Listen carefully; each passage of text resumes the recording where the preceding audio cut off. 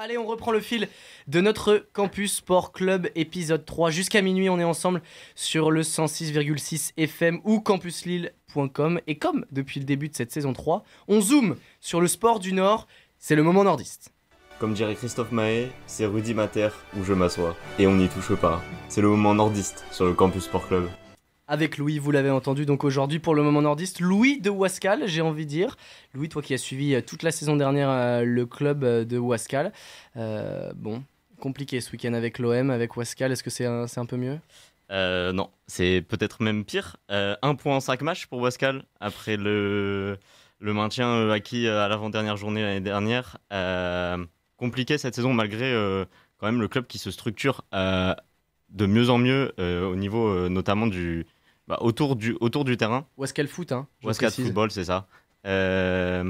Qui se structure donc en National 2 avec dans ses rangs à la direction Aurélien Capou, frère d'Étienne Capou qui a joué du coup à Nantes, etc., à Boulogne aussi. Et ouais, donc samedi 18h, match contre Agno à Ouascal, stade complexe sportif Lucien Montagne. 5e journée, on est déjà à un 5e du championnat et il n'y a qu'un seul point pour Ouascal qui se retrouve du coup avant-dernier. Et quand on sait qu'il y a 5 descentes dans ce championnat et que la frontière entre la N2 et la N3 est vraiment affreuse et c'est très difficile de remonter, ça fait un peu peur. Mais ouais, c'est pas le match du samedi était pas fait pour se rassurer, enfin était fait pour se rassurer, mais ils se sont pas rassurés. Avec du coup le retour d'Enzo Daoud qui a joué à Ouascal la saison dernière, mais qui est parti à Agno, qui était titulaire. Qui s'est blessé d'ailleurs pendant le match. Je lui souhaite un bon rétablissement. Côté Ouascal, on avait Naïl Belagoun et Jawad Dargal, titulaires de la formation ouascalienne. Avec Naïl Belagoun, impression de jeunesse et de maturité sur le terrain. Terrain d'ailleurs très très glissant, même si ça commence très très fort, avec la barre touchée par Ouascal à partir de la 30e seconde. Il ne se passera pas grand chose en première mi-temps, avec du coup à 0-0 juste la blessure de Yann Nkou. Dès le retour des vestiaires, perte de balle de Tony Ackley dans l'entrejeu et directement c'est Agno qui punit 1-0 et en fait on va en rester là, hein, malgré le carton rouge de Agno vers la 55e. Pas trop de réaction, on a vu, en fait c'était stérile, ça joue très bien à Ouascal, hein. Il y a des superbes intentions mais quand tu rentres dans les 30 derniers mètres, c'est déjà stéréotypé et c'est compliqué de vraiment faire des vrais décalages. Mais par contre, là, on va avoir 2 prochains matchs pour se rassurer avec Gravelines en Coupe de France, une R1, donc 2 divisions au-dessus. Ce sera à Gravelines samedi à 18h pour le 4e tour. Donc là, il va falloir se relancer. Et juste après, on aura le match de championnat contre Feigny-Aulnois, club dans lequel j'ai joué. Je me permets. Sartec, c'est ça. Dernier de la poule est promu.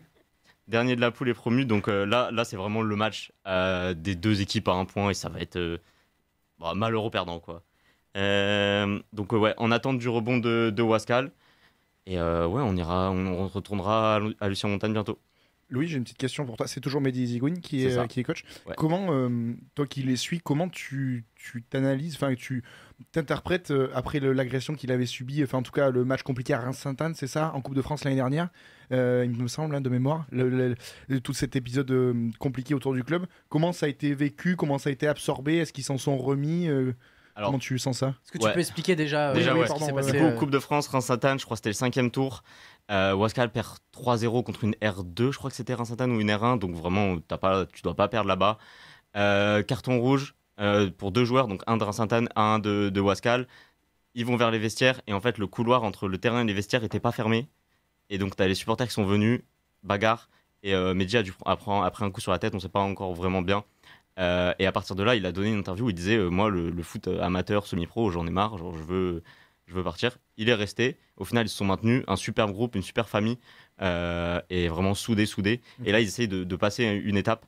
Ça ne marche pas pour l'instant sur le terrain. Mais en vrai, encore la confiance. Et on verra avec le suite de la saison. Surtout on incite aussi nos auditeurs à aller voir des matchs de Ouascal. Il y a une super ambiance. Il y a un COP là-bas à Ouascal aussi, de mémoire. C'est ça, ouais, donc vraiment, allez-y. Il y a moyen de voir du beau football en plus. Ouais, par contre, ça joue vraiment donc, allez-y, vous allez vous éclater. Hein. Et toi qui as suivi, je reviens à ça, la saison passée. Là, un point, c'est ça sur ce début de saison, 1 point en 5 matchs.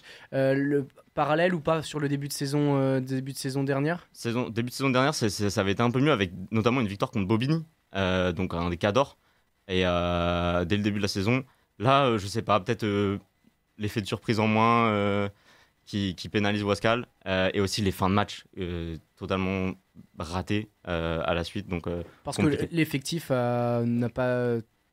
Un peu changé, ouais. Justement, avec l'arrivée de Aurélien Capou, il y a eu pas mal de recrues. Même ça parlait pendant un moment de Nsikulu qui avait joué à Evian-Tongaire en Ligue 1. Ça s'est pas fait, mais il y a quand même pas mal de recrues avec David Paulet en neuf. Ça se structure. Va falloir quand même retrouver un peu des automatismes et de la cohésion et l'esprit de famille. Des repères à trouver donc au Wascal Foot. Merci Louis pour ce moment nordiste que vous retrouvez évidemment la semaine prochaine et puis sur les réseaux sociaux tout au long de la semaine. Les focus sur les réseaux sociaux Instagram, Twitter du CSC.